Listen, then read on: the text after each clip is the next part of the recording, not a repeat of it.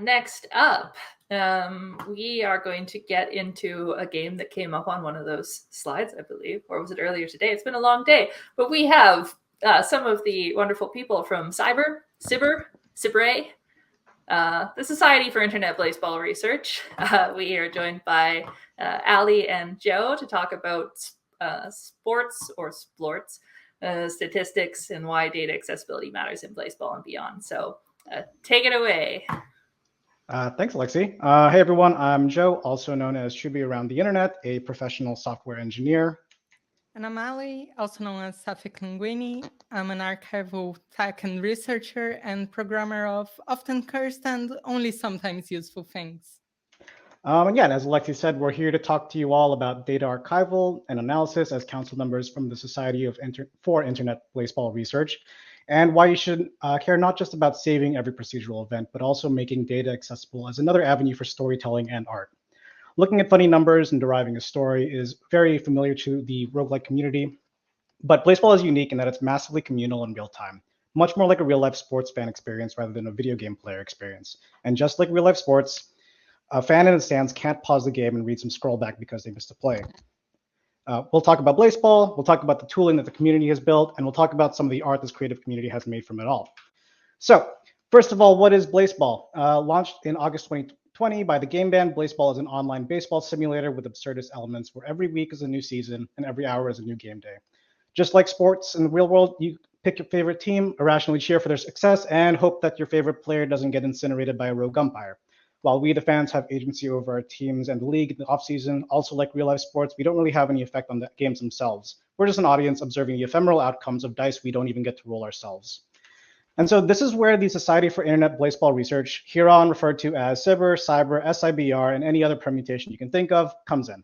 SIBR was born as a joke when the current headmistress, Ileana, randomly opened up the network inspector and saw that the website was only rendering a fraction of the data being sent over the wire, and decided to pipe that all as JSON into a file uploaded to S3.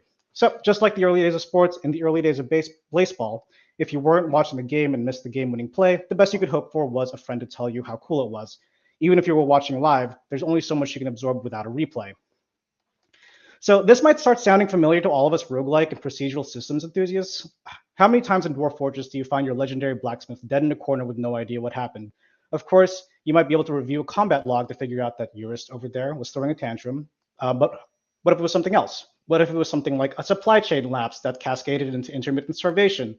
What if a stalk fell on a tree in the caverns and Eurist decided that they needed it? So this is a double-edged sword of procedural systems where tons of things are interacting with themselves. They're constantly telling interesting, surprising stories that are absolutely impenetrable without excruciatingly detailed notes. And there's a case to be made that sports are the ultimate procedural system. And yet, despite the exponential complexity of having a couple dozen real human beings taking hundreds of actions against each other, sports commentary these days features increasingly obscure factoids like Aaron Donald has played Tom Brady 3 times but has never sacked him in the second half while down at least 1 score. This may sound trite, but take a step back. 1, it's a technological marvel that we can even do this. And 2, at the end of the day, filtering signal from noise is the essence of narrative. So, how do we get there?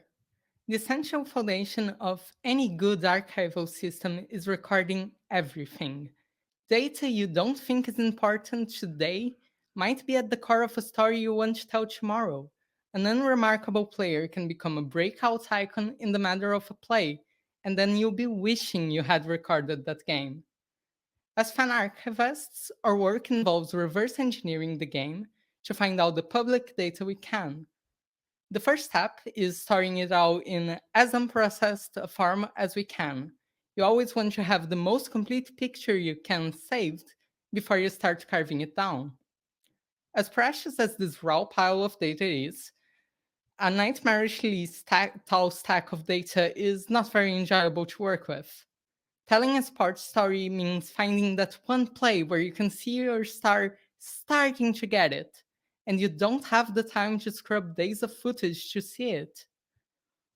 So, the second step is not only saving your data, but making it accessible. Now, accessibility means different things to different people. Some enjoy the sight of hundreds of lines of JSON fresh from an API. Some find it terrifying. While both pose different challenges, they share one fundamental need: the ability to find needles in a haystack.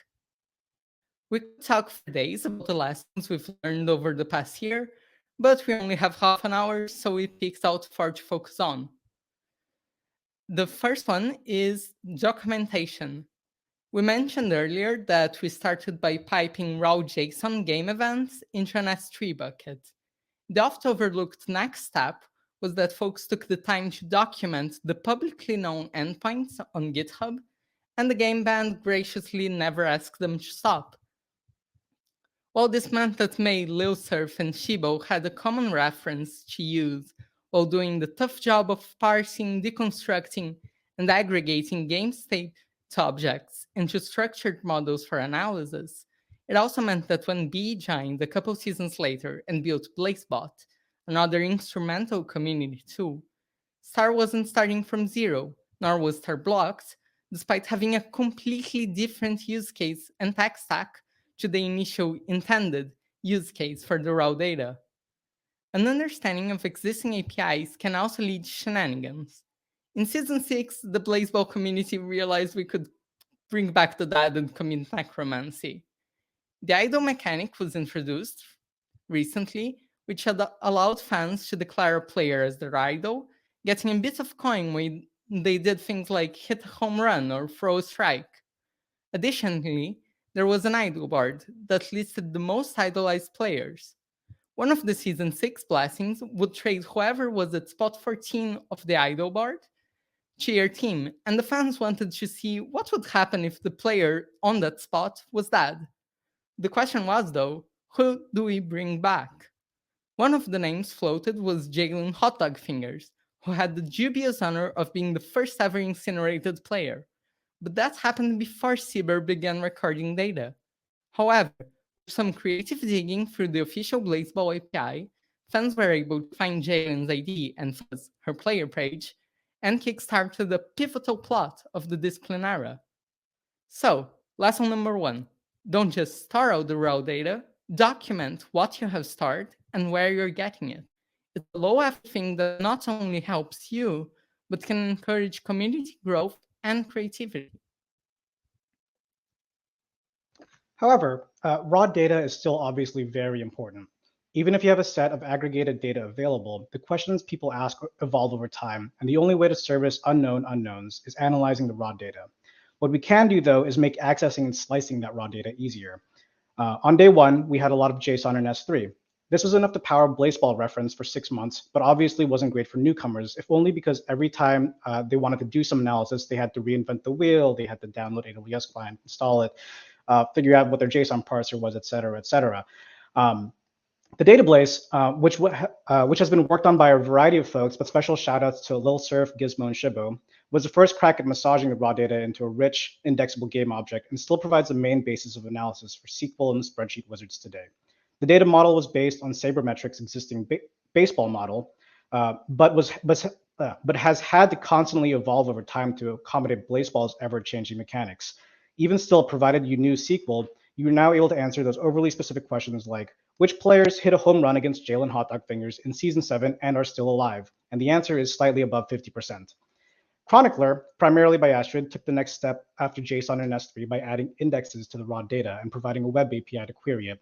Obviously, since it was written to back Reblaze, another great front-end tool, web apps in general that wanted to display historical data were now possible. But additionally, you were able to greatly simplify analysis with a consistent, documented way to get just the subset of raw data you needed. More recently, being able to get a stream of raw historic data let us run a hackathon for everyone to make cursed Blaseball viewers, despite Blaseball being in siesta and that data stream being down. And making that easy was we ended up with 50 different entries, and that's kind of amazing. With the introduction of the feed in Season 12, we also now had an official API for historical data that was better tagged and better structured. But Allie's eventually API took it to the next level with even more indexing, allowing you to answer questions like, what are all the interactions between Nan and Forest best? At their core, all these tools work towards the same goal in different areas, making things easier to find. In the end, data just lying around with no tools to handle it can often be a tree falling in a forest with no one to hear it. If no one can use the data you've recorded, it's as useful as not having it. Altogether, providing an easy way to access the raw data also empowers folks to run their own analysis. Metasim was a bot that simulated future games and was surprisingly accurate, but it wouldn't have been possible to create its models without an easy way to get plate outcomes and a snapshot of player attributes at the appropriate time. The wiki automated record keeping of the canon events, freeing a ton of time that would have otherwise been spent backtracking through logs and copying and pasting. Conversely, because we still had that raw data, Blaseball News Network beat reporters were still free to scour over all those logs and write rich reports, such as Jalen Hotdog Fingers is only ever lost in the postseason to Betsy Trombone, and Alden Cash Money has witnessed every Jazz Hands incineration, even when not on the team. So, lesson 2, you don't need to answer everything with a perfect API out the gates, but having access to the raw data in a way that's consistent and filterable sure enables a lot of creativity. So, with the raw data in hand, the next step is aggregating that data, for example, into statistics. While play-by-play narratives are a classic, statistics can also tell stories. Idle games, for example, communicate unceasing, exponential, and often terrifying growth just through a few core indicators. The same is true in sports and games. Just a graph of how a player's stats got better over time can tell a story of an underdog rising to the spotlight. Aggregating data means being able to see a narrative in a single number or a single graph, making the stories that shine easier to notice at a glance. One of the first tools built using this principle is Blaseball Reference, a site that makes it easy to see your classic baseball stats like expected run average, on base percentage, slugging percentage, etc., the season scale. Notably, these are directly taken from baseball and ignore all the wacky mechanics that Blaseball introduces. Even with a limited set, averages are great. Obviously, if you know the averages, you can easily spot outliers and craft a story out of that. More importantly, if averages, leaderboards, etc. are easy to access, then the average viewer doesn't have to watch every single game to participate in identifying and telling stories. For example, the Dallas Stakes can be considered a small market team based on Discord numbers, but in the discipline era, if they were playing your team in the playoffs, you still knew fear when Connor Haley stepped up to bat with the game on the line, since they were one of the consistently best sluggers in the entire league. You wouldn't even have had to watch a single stakes game beforehand to be able to find this out. Another example on a longer scale. In Season 4, York Silk achieved the Triple Crown by being the leader in batting average, home runs, and runs batted in. Firstly, the stats nerds are happy that we can identify this in the first place. Secondly, the storyteller in us might want to spin a yarn to explain why. Maybe you simply look at York's 5 batting stars, give a thumbs up, and continue on your day. Maybe, though, you see that Nagomi McDaniel, the Friday's only other 5-star hitter, was traded in the offseason. And you also see that the Fridays have never had a winning season, then in Season 5, while York has a down year, then their teammate, Elijah Valenzuela, has a career year by cracking the top 10 in most hitting categories despite only 1.5 stars, and this becomes the seed of inspiration for a tragic or a triumphant underdog fanfic. So, lesson 3. Averages and leaderboards are good because it makes spotting outliers easy and accessible.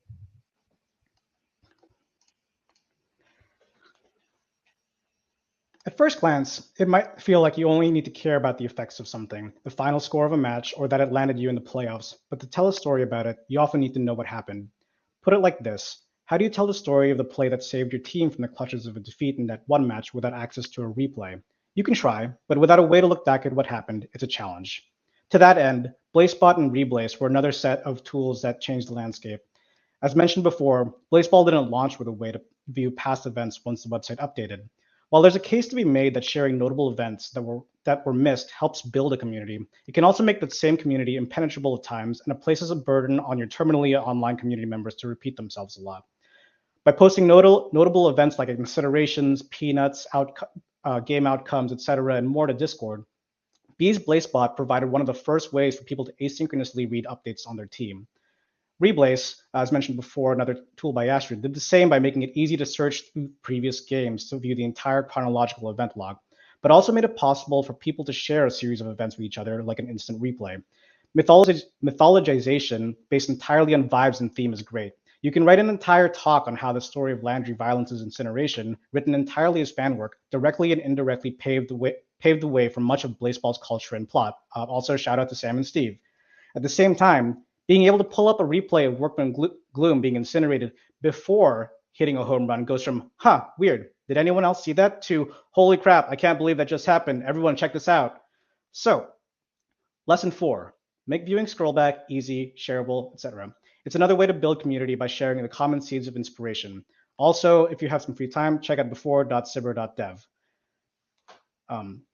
There are a ton more tools and stories that we can cover, but what we really want to drive at is, at the end of the day, it's people telling stories. Before the data was captured, Blaseball was already a community of rich storytellers, and once we did start collecting the data, folks were able to tell the stories that they wanted, even when the tooling was non-existent and perfect. And those perfect tools will never exist. Even now, we're discussing the next iteration of the database and much of the other tools that were discussed here and others, and that's totally fine.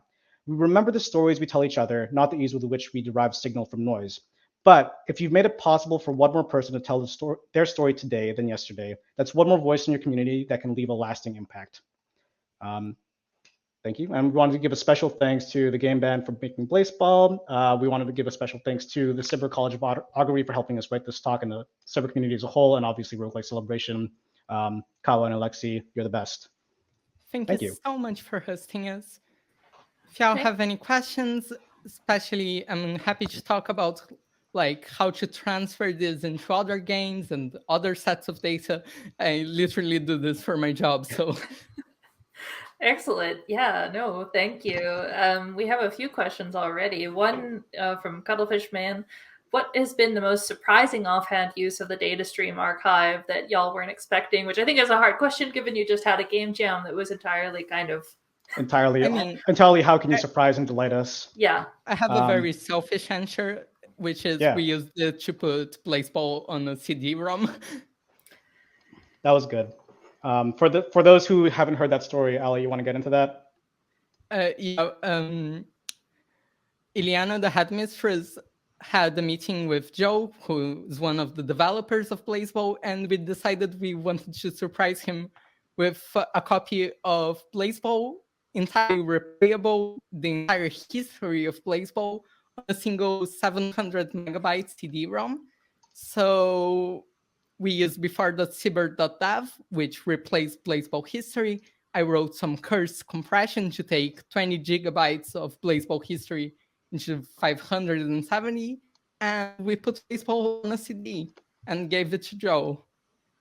I think that's so beautiful. I can't imagine, as a game developer, something much more satisfying than that. So I think I'm thinking of some of the game jam entries. Speaking of CDs, we had one that was Blaseball 99, which was like a GeoCities one. That was good. I was just kind of thinking about CDs and some of the hackathon entries, which were like, there were a couple that translated game events into music. One way, and all of them in very different ways. One like generated sheet music. One was like a synthwave like thing. One did like jazz orchestrations. It was great. Yeah. Cool. I mean, people go ahead and ask more questions. We've actually got a fair bit of time for Q&A. I guess one thing that I would maybe ask, because you mentioned it a bit, was when it comes to applying it to other games, which I know like I can see the use of a lot. Are there any things that come to mind in terms of games that you've played that you kind of wish that it also provided the type of data that would let you, be able to pull it out and make things with it like this? So I haven't played it, but I earlier during the Noida talk, it was mentioned that like there's GIF export to like kind of, or I think during the Q&A part, there's like GIF export for sharing like fun deaths, fun kills, whatever. And like that's kind of same thing here. Sharing replays, like people love to crowd around and see highlights. And whether you make that like something easy to snapshot, like a game log, or you make it even easier with GIF export, then yeah. I think like any strategy game, I'd love to like be able to select single place, like, oh, move X unit to tell Y. I'd love to be able to do that in like Civ.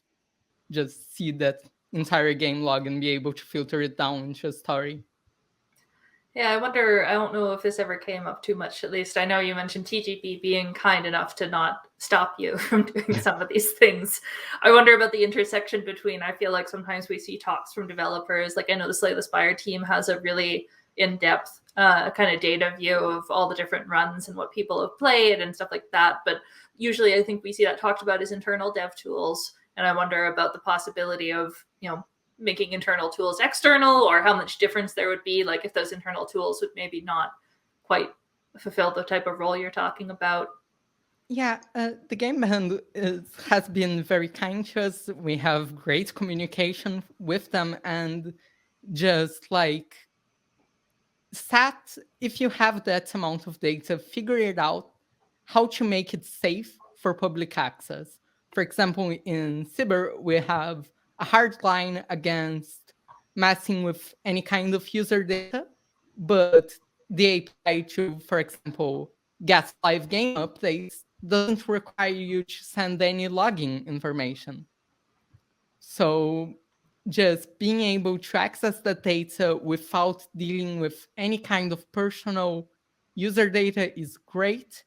Figure out what you have that is safe to expose and give that to your community. They will do cursed and often blessed things with it. I'm also kind of reminded of the double jump paper, which is like a little bit of an inverse of the question you just asked. But like there was a decree one season called Double Jump. I forgot the exact like mechanics of it, but it allowed kind of some silly hopping around the standings within the division, and like SIBR, I forgot exactly who the authors were because it was a while back. We had all the data, ran the numbers, kind of like did some Excel spreadsheet wizardry to simulate what would happen like within the last season if double jump happened, and kind of like projecting all that out, and wrote a whole white paper about that, published it before the election, which was amazing. Later on, TGB told us that they had read the paper and realized that we had uncovered a whole bunch of bad use cases, and edge cases that would have happened if that had gone through. And like within the framework of the game, they were voting against it, but like yeah, it was to that kind of degree. Right. It's a back and forth as a community. They gave you enough data that you were able to find some things they hadn't thought of. Yeah. No, I think that's really great. Yeah, we have a few other questions. So one that I think not people maybe didn't realize was a joke question or is a difficult one is, how do you pronounce the acronym for the Society for Internet Blaseball Research? Which it's pronounced SIBR in Portuguese, so SIBR. Okay. Yeah, that one. Yeah. We got a definitive answer, folks. I wasn't expecting that. Wait. Oh, did you lose her? They're there. We got you. Just little cutting out in and out. There's another good question here from Dastardly. Have you found that people, especially people new to coding, have been able to learn more about databases and programming by joining SIBR? I have a personal answer here, which is that a year ago, I knew very little about modern systems administration. I was very old school. I do not know what Docker is. And then I started learning it, like how do you administer a modern server? Because I wanted to put some software on our server we ran for the community. And now and now I'm one of the key managers of the server. So we do definitely get a lot of like just being exposed to a community that will like let you ask questions and give you kind answers and walk you through things. And also accept if you don't want to deal with code. We have a lot of great tools, like Joe has made feedback, which uses Mito eventually to make little like TweetDeck columns of sorted events from Blaseball. That allows you to get a lot of data, even if you don't like messing with tech. So it's really about both being kind if people ask questions, giving them the time to learn things, walk them through things, and also making tools for people that just don't like that kind of thing, which is very valid. Yeah, and I think that's like definitely a very important thing. It's just like accessibility doesn't just mean for coders; it means for like everyone, making everyone kind of be able to participate in these things. Like you don't in the real world, you don't like in real sports, you don't need to understand like camera work to watch a replay of a sporting event, things like that. Also, like so Allie mentioned feedback. Me and Ilyana also wrote like tome because we wanted to like make information at a like quick information more accessible to the sportscasters, like the folks who are calling games live on Twitch, and like they don't have time to write a JSON query and parse through all that to see what's going on. So yeah. Yeah, I call them commentators. Claws up. Yeah, and I think there's a Crab's world of back. like crab's good. Crab's kind of okay. Crab's okay. Crabs go up. Yeah, and even on a meta level, like I don't know how if you actually, I know that you're in the back end. If you want to speak to your experience, kind of almost making tools for the people who make tools. Oh, you're still muted. Oh, hello. Nope, still can't hear you. I think your hardware muted. Hi, exactly. Hello. Hello, I'm Kawa, pronouns they, them, one of the organizers of this conference, and also one of the other members of the SIBR, whatever you want to call it, community of tool makers and hack posters. And yeah, my baby, my tool is actually the weird meta accessibility tool. It's called Witch Tool. It's witchtool.sibr.dev. And basically, it is a collection of all of these crazy things that all of these crazy cats have made in Twine. So you could just ask, like, where is that thing where I can see how much Shakespeareanism everyone has? And it will tell you, oh, it's at this link. And there's these older tools that you might remember. So yeah, that's a thing. So and it's one of these things that I learned Twine during the pandemic for personal projects last year. That was really fun and satisfying. But other than my personal narrative projects, I didn't have any reason to use this skill. And then I realized, hanging out at the Discord for the society, that the same 5 questions kept being asked over and over again. Where is that thing? Which one of these databases should I use for the thing that I want to make? Where is that one other thing that happened again? And I decided that instead of just us doing that over and over and over, I would just say, okay, here's a website. Maybe it'll answer your question.